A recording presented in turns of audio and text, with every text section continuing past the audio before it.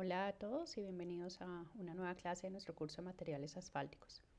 En las últimas semanas ya somos expertos en entender los componentes de una mezcla asfáltica, el asfalto, todas sus condiciones viscoelásticas, su caracterización, los daños que buscamos controlar cuando haga parte de una mezcla asfáltica, los agregados y cómo unimos esos dos materiales para crear una mezcla asfáltica, todos los temas de volumetría y diseño Marshall y diseño también por la metodología SuperPave.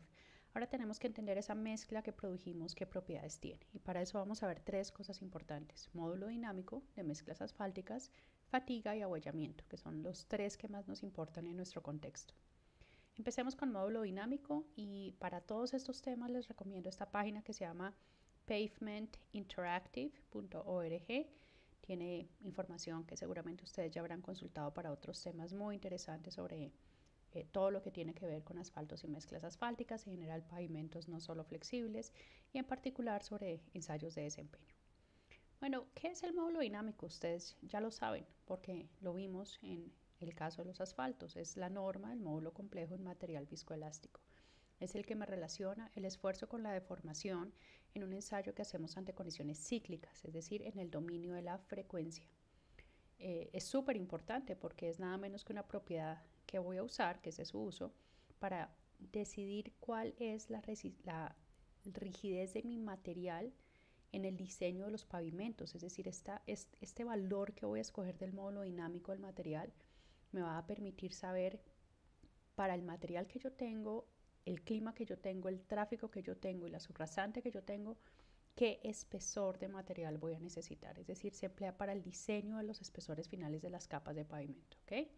Y esto es bien importante y ya lo vamos a ver porque, como bien lo saben ustedes, pues vamos a tener que incluir dos variables fundamentales cuando hagamos estos ensayos. Lo primero es que ese ensayo que sobre mezclas es típicamente en condiciones axiales. Ahí está la gran diferencia con los asfaltos y los ligantes, que lo hacíamos con torsión. Cuando tenemos mezcla, pues la mezcla tenemos especímenes cilíndricos que sometemos a carga vertical, tensión, compresión, a veces solo compresión, y por lo tanto el resultado es E asterisco y no G asterisco. Es un módulo axial y no módulo cortante. Bueno, es el ensayo de caracterización equivalente a lo que hacíamos con el asfalto en el DSR, es decir, vamos a obtener módulo y ángulo de fase, E asterisco y delta. Casi siempre se reporta solo E asterisco, pero no quiere decir que no podamos reportar delta. Si uno tiene la señal de entrada, de esfuerzo y de salida que son cíclicas, el desfase entre las dos señales es el ángulo de fase, o sea que lo pueden encontrar. Y lo que queremos es determinar la rigidez de este material, que es viscoelástico, ante diferentes condiciones de carga, porque la parte visco implica que es sensible a la carga, pero también de clima, porque nuestro material, como ustedes ya saben, es termodependiente. Acuérdense que ese 4, 5, 6% en peso de asfalto que ponemos en una mezcla hace que nuestra mezcla entera sea termodependiente. El método que les voy a resumir pues es el que se usa en casi todos los lugares.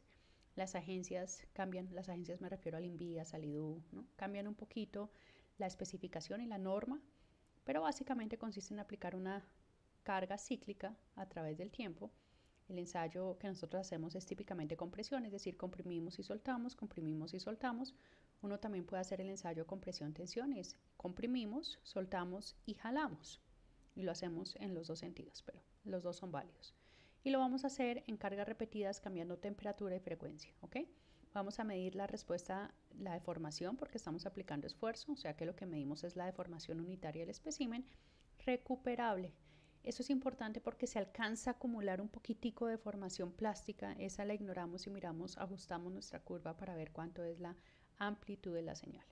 Acuérdense que la división en la amplitud de las señales del esfuerzo y la deformación, pues es lo que resulta en el módulo. ¿Qué necesitan? Una prensa. Nosotros usamos casi siempre la MTS que tenemos en el laboratorio o el nuevo equipo que desarrollamos, pero una prensa de carga, donde además tengamos un control de temperatura. Entonces, por ejemplo, en esta prensa necesitaríamos poner un sistema para poder controlar temperatura, subirla y bajarla. Necesitamos dispositivos de aplicación de carga y formas de medir tanto la carga que estamos aplicando, que es la celda de carga, como la respuesta del material mediante sensores de deformación. Esto que está acá es la norma que ya no es válida porque la quitaron, pero era la norma INVIAS. En este momento no tenemos norma colombiana para el ensayo de módulo dinámico. Hay uno parecido que es el módulo resiliente, que es similar. Se recomienda que los especímenes tengan una dimensión más o menos 2:1. Fíjense que más o menos se cumple. Los especímenes en Estados Unidos para esta norma son un poco más pequeños. Lo importante es que sea lo que llamamos un elemento volumétrico representativo, ¿no? Si es demasiado pequeño van a tener influencia de los agregados grandes y no funciona. Muy bien, la norma que teníamos y que es la que casi todo el mundo sigue usando, recomienda hacer el ensayo solo a 3 temperaturas, 5, 25 y 40, y para cada una de ellas a 4 frecuencias, 16, 10, 4 y 1. Si ustedes solo hacen el ensayo a esas temperaturas, es difícil ajustar la curva maestra porque no se les van a cruzar. O sea, cuando ustedes trasladen de un lado a otro, las curvas no se traslapan, quedan huecos, que hay que imaginarse entre sí. Pero con esto casi siempre es suficiente para poder estimar el módulo que ustedes necesitan. Nosotros en el laboratorio, cuando hacemos investigación, usualmente hacemos muchas más temperaturas y muchas más frecuencias, como para tener el espectro completo, ¿ok? Pero típicamente se empieza entonces de la temperatura más baja y se va subiendo, y esta es la parte demorada del ensayo, al igual que en los asfaltos. Es esperar a que el material se acondicione a cada una de esas temperaturas. Una vez se acondiciona, hacer el ensayo a diferentes frecuencias es bastante rápido. Miren un resultado de una curva esfuerzo contra deformación. Acuérdense que como las curvas, es decir, ustedes aplican una curva cíclica de esfuerzo y la curva de deformación es parecida con otra amplitud, pero desfasada un poquito, no coinciden los dos y por eso no da una línea recta, que es la que daría cuando ustedes hacen el ensayo de esfuerzo de formación sobre materiales elásticos lineales. Acá ciclo tras ciclo tras ciclo, ustedes encuentran que hay un ciclo de histéresis o como digo yo siempre, que la curva tiene un poquito de barriguita. El tamaño de esa barriguita es el tamaño del desfase que hay, es decir, del ángulo de fase. Entre más cerrada sea, pues el material se está comportando más elásticamente. Entre más gordita sea, el material se está comportando más viscosamente, ¿ok? La pendiente de esto, que es básicamente el esfuerzo, la amplitud máxima del esfuerzo sobre la amplitud de la curva de deformación, que es la pendiente de esta línea amarilla que ustedes ven ahí, es el módulo dinámico. Acá me falta dos cosas importantes, el asterisco y poner las barritas, pero bueno, ese es el resultado más o menos 2920 megapascales para ese material. Miremos los resultados para un ensayo completo. Entonces fíjense que se hizo el ensayo a 5, a 25 y a 40, lo pueden hacer a más, como les conté, y se hizo a las 4 frecuencias, 16 Hz, 10 Hz, 4 Hz y 1 Hz. Miremos si eso es lógico. El módulo a medida que aumento la temperatura debería caer. Miremos para esta frecuencia mágica nuestra de 10 Hz. A medida que aumento la temperatura, efectivamente el módulo cae. Eso es consistente. Ahora miremos para una misma temperatura. Miremoslo acá, para estas temperaturas. A medida que voy disminuyendo, acá estoy a 16, disminuyo la frecuencia, el módulo cae. O a medida que aumento la frecuencia, el módulo crece. Es consistente. ¿Okay? Es consistente el resultado, digamos, con lo que nosotros sabemos que es el comportamiento viscoelástico lineal. Muy bien, con esta información en principio ustedes deben, como diseñadores de pavimento, ser capaces de decir cuál es la propiedad de ese material que ustedes necesitan para poder hacer un diseño de pavimento. Por ejemplo, supongamos que este es una mezcla asfáltica que ustedes van a usar en una carpeta de rodadura y la carpeta de rodadura va a ser en un pavimento, en una vía importante en Bogotá. Ustedes dicen una vía importante que va a tener un diseño alrededor de 60 kilómetros por hora, por eso eligen 10 Hz. Ojo, eso es más o menos 60 dividido 6, que en kilómetros por hora se divide más o menos a la frecuencia.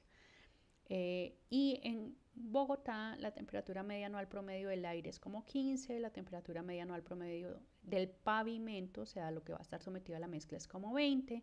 Entonces voy a subir por acá y me voy a ir y voy a decir, oh, el módulo de mi mezcla es más o menos 4100 megapascales o 4200. Ojo, eso está en kilogramos centímetro cuadrado, no sé por qué siempre lo reportamos así. Quítenle un 0, si quieren un orden de magnitud, si quieren que esté en megapascales.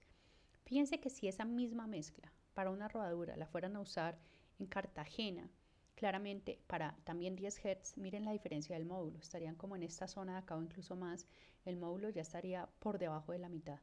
Entonces, si ustedes se equivocan escogiendo el módulo dinámico para la condición de carga, la velocidad a la que va a ir la carga, ¿ok? y para la condición de temperatura de su zona, pues van a tener un resultado catastrófico luego en el desempeño de su pavimento. Quiere decir que si ustedes fueran a hacer exactamente el mismo pavimento para el mismo suelo, para la misma carga que acabamos de decir para una carpeta de rodadura en Bogotá y en Cartagena, dado que en Bogotá el módulo es un poco mayor que en Cartagena, seguramente en Bogotá van a necesitar un espesor un poco menor que para esa mezcla en Cartagena, ¿ok? Hay formas empíricas de calcular el módulo dinámico de mezclas asfálticas. Este es el logaritmo del módulo dinámico. Si quieren sacarlo, pues 10 a la todo esto que está acá. Fíjense que es función de una granulometría. Acá está toda la granulometría. El porcentaje retenido en el tamiz 3/4, 3/8, en fin. Está el volumen de vacíos, el volumen de asfalto efectivo. Está la frecuencia a la que quieren encontrar el módulo y la temperatura está indirectamente aquí en la viscosidad del asfalto. Como la viscosidad del asfalto cambia en función de la temperatura, está acá. Witzak, que es un profesor de la Universidad de Arizona, también ya tiene esta ecuación. Lo que ellos han hecho es esta ecuación empírica que se usa hoy en día para el método de diseño mecánico empírico de Estados Unidos y tiene aquí el módulo del asfalto, que es una maravilla porque quiere decir que si ustedes hacen el ensayo sobre el módulo a diferentes temperaturas y frecuencias ya podrían estimar el de la mezcla. Es una maravilla si no tengo equipos cercanos y si el proyecto no es tan importante porque me da un estimado. Pero siempre he recomendado hacer el ensayo, ¿no? Hacer el ensayo no lo cambia. Yo conozco proyectos en Colombia de cuarta generación donde no hicieron el ensayo de módulo dinámico que cuesta 1 millón de pesos para un proyecto de 1.000 y pico millones de pesos, sino solo el ensayo de caracterización radiológica del asfalto y con eso trataron de estimar el módulo. Pues no está mal, pero pues para un proyecto tan grande yo preferiría conocer a ciencia cierta cuánto es el módulo, ¿vale?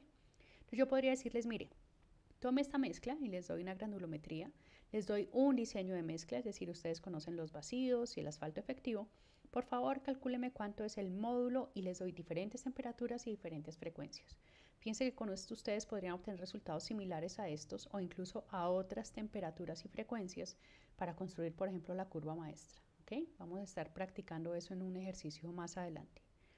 Nosotros tenemos un equipo propio que es el desarrollo de la tesis doctoral de Eduardo Rueda, que se llama el HCTAM, Hollow Cylinder Tester for Asphalt Mixtures. Y es un equipo que nos permite hacer todos los ensayos de caracterización que ustedes se puedan imaginar sobre mezclas, módulos, fatigas, en fin. Con una ventaja y es que dentro de esto que ustedes ven acá, que es una cámara climática, ahí ponemos la mezcla, aquí en este espacio iría el espécimen, y podemos aplicar carga axial, pero también podemos aplicar carga torsional, o sea que podemos calcular G asterisco y no solo E asterisco. Para eso el cilindro es hueco, no sé si alcanzan a notar acá, pero no está la parte central, es hueco. Tienen una pared delgada, por eso se llama hollow cylinder, cilindro hueco. ¿Por qué? Porque para aplicar torsión, cuando ustedes apliquen torsión en esta zona, cuando ustedes aplican torsión en esta dirección, la distribución de esfuerzos, si ustedes aplican torsión a un cilindro, en el centro no hay deformación angular y en el borde la deformación angular es un resto. Cuando ustedes solamente se quedan con una parte de lo que llamamos nosotros una pared delgada, la distribución de esfuerzos ahí es relativamente uniforme, no tan poco uniforme como si fuera el cilindro completo, y eso valida el resultado. Muy bien, déjenme mostrarle entonces resultados hechos con ese equipo y fíjense a cuántas temperaturas lo podemos hacer, de 0 a 60, muchísimas frecuencias, es decir, fíjense cuántos valores de frecuencia lo hicimos y por lo tanto pueden construir una curva maestra muy precisa. Miren la forma de S que ya habíamos mencionado que caracteriza las curvas maestras. Sé que es una curva maestra porque hay frecuencia reducida, está en escala log-log y miren la curva de S tan bonita. Claro, como yo tengo la señal de entrada y salida, también puedo calcular el ángulo de fase. Lo puedo calcular a todas las temperaturas. Fíjense que los ángulos de fase no son tan altos, ¿no?